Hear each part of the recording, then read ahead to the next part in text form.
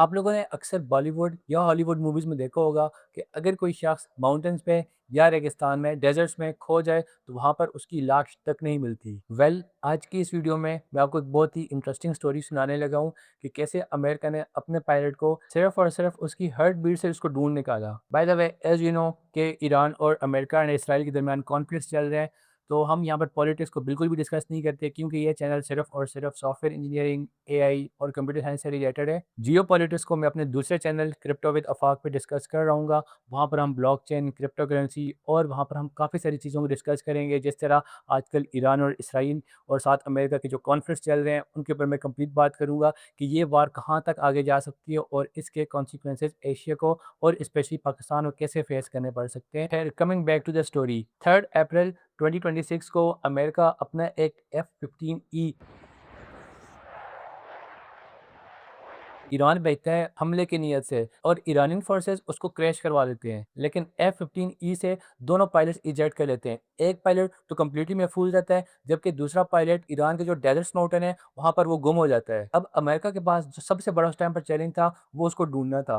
अब उसको ढूँढने के लिए कोई वहाँ पर कोई सिग्नल्स नहीं मिल रहे थे और ना ही उसको कोई पिन लोकेशन मिल रही थी। तो सबसे बड़ा चैलेंज सीआईए के पास ये था कि आखिर उसको कैसे ढूँढा जाए? हालाँकि वहाँ पर ईरानी जो फोर्सेस थी, वो भी उसको ढूँढ रही थी ताकि उसको मार दिया जाए वहीं पर। तो अब सीआईए के पास ये सबसे बड़ा चैलेंज था कि उसको किसी भी तरीके से वहाँ से ढूँढना था, क्योंकि अगर वो ईरान फ़ौज के हाथ लग जाता, तो वो उसको वहीं पर मार देते। अब वो पायलट 2 दिन तक ईरान फ़ोर्सेस से बचता रहा, लेकिन आखिर कब तक बचा जा सकता है, जबकि दूसरी तरफ अमेरिका के ऑलमोस्ट सारे ही सिस्टम फ़ेल हो रहे थे उसको ट्रैक करने के लिए। तब सीआईए एक ऐसी टेक्नोलॉजी लॉन्च करती है, जो इससे पहले कभी भी किसी जंग में यूज़ ही नहीं की गई और ना ही वो कभी पब्लिक थी, और उसका नाम था गोश्त मरमत। अब ये एक एआई टेक्नोलॉजी है। अब यहाँ पर मैं आपको एक चीज़ बता दूँ कि जब इंसान का दिल धड़कता है, तो वो एक बहुत ही टाइनी इलेक्ट्रोमैग्नेटिक सिग्नल्स क्रिएट करता है, जिसको नॉर्मल इंस्ट्रूमेंट्स कभी भी फ़ील ही नहीं कर पाते।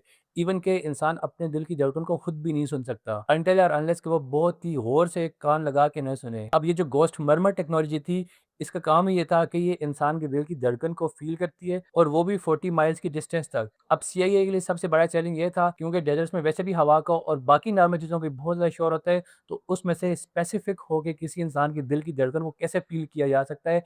लेकिन गोश्त मर्मर टेक्नोलॉजी ने ये काम भी कर दिया, और 6 अप्रैल 2026 को आखिर अमेरिका उस पायलट को ढूँढने में कामयाब हो गया, और फिर वहाँ पर अमेरिकन सील्स पहुँचते हैं और उसको रेस्क्यू कर लेते हैं। अब यहाँ पर जो मैंने वर्ड यूज़ किए सील्स का, ये अमेरिका के बेस्ट कमांडोज़ की टीम होती है, उनको वहाँ पर वो सील्स बोलते हैं। तो आप लोग मुझे कमेंट में ज़रूर बताना कि क्या आपने इससे पहले इस एआई टेक्नोलॉजी के बारे में सुना था या नहीं? अब इस स्टोरी से ना 2-3 बातें निकल के आती हैं। अब इससे ना 2-3 बातें सामने निकल के आती हैं। एक तो ये कि अमेरिका अपने पायलट्स को लेकर कितना ज़्यादा सेंसिटिव है और वो उनको बचाने में किसी भी हद तक जा सकता है। और दूसरा ये कि एआई टेक्नोलॉजी कितनी ज़्यादा एडवांस हो चुकी है कि अब वो आपकी हार्ट बीट्स की भी हेल्प से आपको फाइंड करने में कामयाब हो जाएँगी।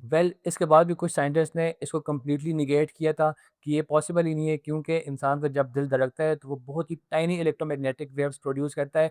तो ये पॉसिबल ही नहीं है कि 40 माइल्स तक उसको जो फ़ील किया जा सके। लेकिन ख़ैर, इसको अमेरिकन गवर्नमेंट और ईरान गवर्नमेंट दोनों ने एक्सेप्ट किया। क्या ये पब्लिसिटी स्टंट था या वाक़ई में ये रियलिटी थी? आप लोगों ने मुझे कमेंट में ज़रूर बताना है। तो चलो फिर मिलते हैं अब नेक्स्ट वीडियो में। टिल देन अल्लाह हाफ़िज़।